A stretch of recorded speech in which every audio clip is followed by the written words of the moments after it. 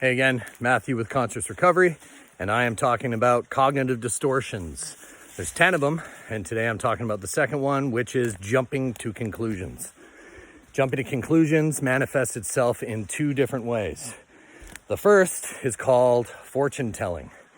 Now, fortune telling is pretty simple. You just assume that you know what's going to happen in the future. You think that you can just tell what's going to occur, and here's the trick about this cognitive distortion. In both forms, it doesn't really have any evidence to back it up. You think it, you feel it, you believe it's true, but you have no way of rationally or logically explaining why it's true. So let me explain what I mean. In treatment, I noticed something several times, many times actually, in which we'll all be sitting in a group therapy session and the counselor will start talking about some new tool, whether it be, yoga or meditation or creative writing or whatever. Okay, it doesn't matter. They throw a lot of stuff at you and they try to get you to give it all a shot, see if it helps. And quite often I would hear another guy in my group say, that won't work for me. And then they're asked, have you ever done it before? No, but that won't work for me. Okay, this is an example of fortune telling in my mind. They don't know that claim is true. They don't know that it won't help, but they have the thought, and immediately that thought creates an emotion, probably hopelessness, probably defeat. And then that emotion leads to a behavior, or in this case, a lack of behavior. They freeze up. They won't try it. They won't give it a shot. Okay? Do they know that this is true? No. If you ask that person to sit down and write a list of all the evidenced reasons why this chosen tool won't work for them, it'd be a short list. They'd have no explanation as to why they think that. They just think it. And because they don't challenge it, because they don't realize it's a thought trap that needs to be eradicated, they just live by it, and guess what? They don't get better. They don't ever try anything new. They don't try anything different. So that's fortune telling.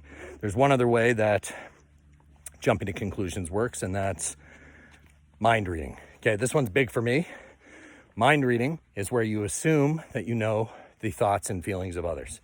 Even when you have no real evidence, again, you don't know what they're thinking, but you assume that you do. And because, guess what? We have a little bit of a bias towards the negative, especially those of us in addiction. What do we think others are thinking of us? Well, it's rarely good. Okay? Whenever somebody is silent or doesn't call us back or is just sitting there across the table from us without a big smile on their face, we start thinking, okay, they don't like me, they think I'm an idiot, they think I'm ugly, they think I stink, whatever. Doesn't matter, fill in the blanks. But you assume that you know the intent and the thoughts of others. You don't. Again, this is an evidence-free assertion in your mind. You think you know, but if you were asked to sit down and write out all the ways that you know this, okay, you couldn't. You wouldn't be able to say anything.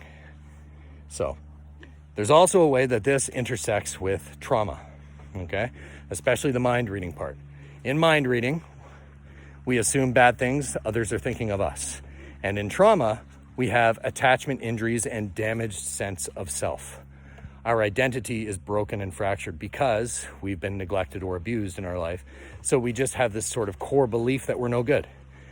And so if you're walking around with this belief that I'm no good, people generally don't like me, of course, that's the lens through which you're looking at the world, and every person and every interaction you have with another person, you're going to maybe assume that they're thinking badly about you. Because deep down, you kind of think badly about yourself. Trauma intersects with all this stuff. Cognitive distortions are not real, and the way to get out is pretty similar for each cognitive distortion. You have to learn to recognize it.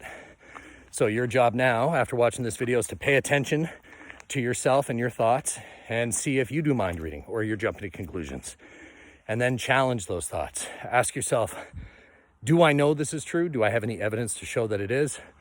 Or am I just coming up with a thought with nothing behind it? Pay attention to it. And if you notice it, start challenging it and saying, no, I don't know this is true. Let's see what happens. All right, hope this helps.